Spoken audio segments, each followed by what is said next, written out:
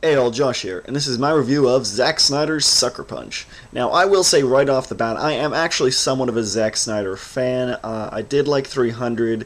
I do think it has some really good moments in it. I actually liked his adaptation of Watchmen quite nicely. I didn't ever seen Guardians of Ga'Hoole, been meaning to. But getting to Sucker Punch, though, I really think he failed pretty badly on this one, and I think it's because he wants to have his cake and eat it too. He wants to be both a serious movie and a frivolous movie, and that's not what you'd get from the marketing. What I got from the marketing, here's what I was expecting watching or knowing about the movie, what it was about, watching the trailers, etc. I was expecting basically no holds barrel explosion of girl power, fetish material, and nerd action, and that was it, frankly. That's really all that I went to see the movie for, and call it lowbrow, but you know what, you need that kind of entertainment too. Having going in expecting that, though, that really worked to my detriment. Because, like I said, this movie does actually try to have a story and be serious, and that is much to its downfall. Because the story just has a lot of plot holes, doesn't make a whole lot of sense, and is populated by really, really one-dimensional characters. A girl is thrown in an insane asylum, has to try and escape within 5 days before the lobotomist comes, and through varied means, which I won't describe here, enters into this fantasy world of her mind that acts out her trying to escape and gathering the items that she needs to escape from this asylum. Couple problems actually right off the bat with the story. I liked the opening sequence, I did. Again, a little thrown off with my expectations, but I was willing to go for it, it's okay. What I didn't understand was, well, let me explain this here. The movie takes place on 3 separate levels of reality, and it sounds complicated, and it is, but not for good reason, like Inception might have been. But, basically there's the real world asylum, which he's in. And then there's the fantasy worlds, which he participates in, which is what you see in the commercials with the samurai and the dragons and steampunk Germany and whatever. And then there's this weird pseudo-reality that is not actually a reality, but does not actually seem to be a part of her mental capacity either. It's really just the director's whim. And I mean, don't get me wrong. They portray it as burlesque. And all the characters, instead of being insane asylum patients, are dancers, and it's supposed to be analogous to the insane asylum. I get that, I really do. At the same time, it just doesn't make enough sense to me. Particularly, a lot of the things just don't gel together. Now, I'm perfectly willing to accept the fact that we're seeing it as a burlesque, but at the same time, I really have to wonder 2 things. One, because it makes literally no difference to the story, and 90% of the time you spend watching the burlesque and not the insane asylum, why didn't you just have her thrown into a burlesque against her will? Because, frankly, it doesn't make any goddamn sense to have the insane asylum when the burlesque works just as well. I understand from a producer's, a director's point, you wanted, oh, this is going to get them into skimpy clothing and lingerie and whatever. Sure, whatever, that's that kind of... I expect it to be that kind of movie. I'm not holding it to any high standards. But just think about it for a second. There's literally no point to have this alternate reality showing it in a burlesque. It just confuses the plot. And specifically, I was watching with a couple other people. They just couldn't discern where the transition was between the two. And this is because that a lot of the events are not specifically analogous to one another. For instance, head warden and also owner of the burlesque is in the burlesque world is selling out the girls to clearly have sex with some of the patrons, and I wonder what this is analogous for in the insane asylum. I mean, they have a theater-like environment in the insane asylum where they do their counseling sessions, and this theater is used to perform for their patrons. So what happens in the insane asylum during this? Is this them talking and people watching them? Are they just having weird seizures when they dance? I mean, I know it's not supposed to be one for one, but they're just things that just don't add up in this, and that's what really frustrates me about it. It's unnecessary, and frankly, it's not even done all that well when it is. That aside, though, like I said, the characters, I wasn't expecting too much from the characters, and I didn't get it. They try and attempt it, but it's really cliche characterization. There's no point to half of it.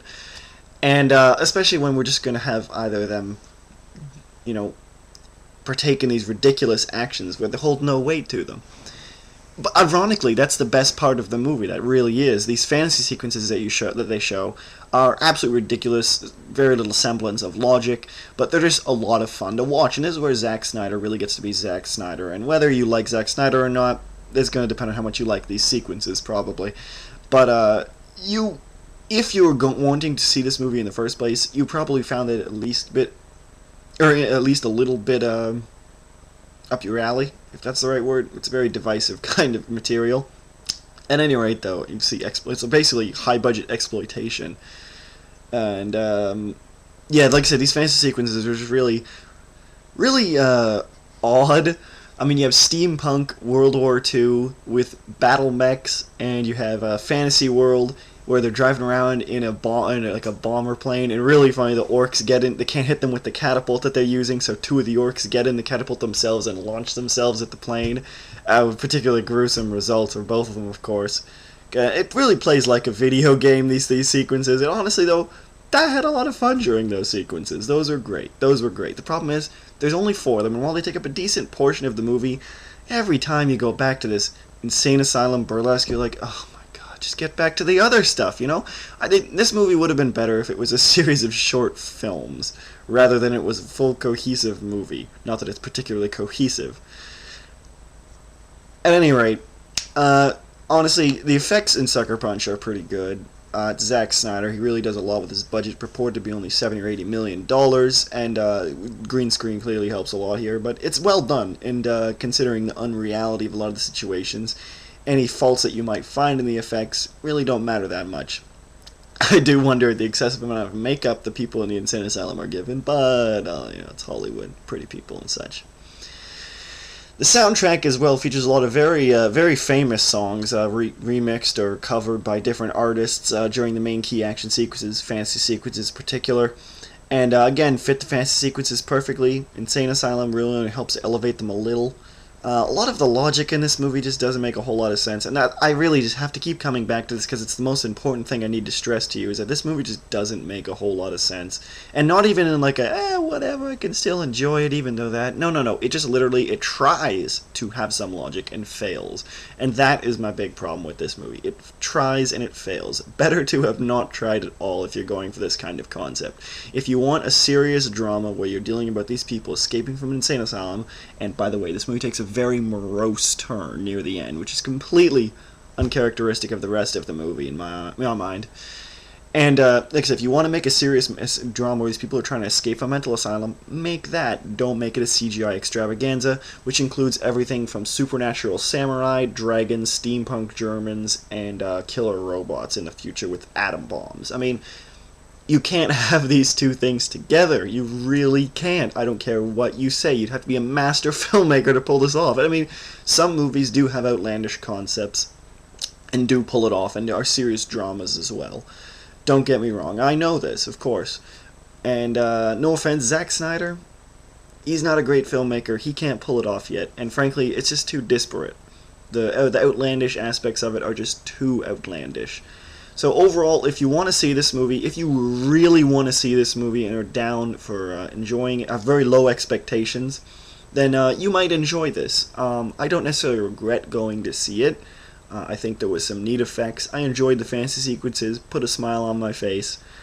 Otherwise, it's just confusing, and I mean, again, far be it from me, I knew I was going to see basically an exploitation movie. So I'm not insulting the movie for basically putting them in a burlesque and putting all women in skimpy clothing or whatnot, because that's clearly what this movie exists for. But make up your mind, Zack Synder. You really got to decide what you want to do. This seems like an enormous vanity project. I hope what he does next little better than this.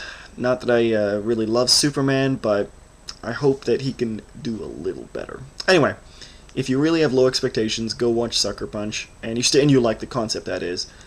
If not, I wouldn't bother. Maybe wait for it on DVD, online, so on.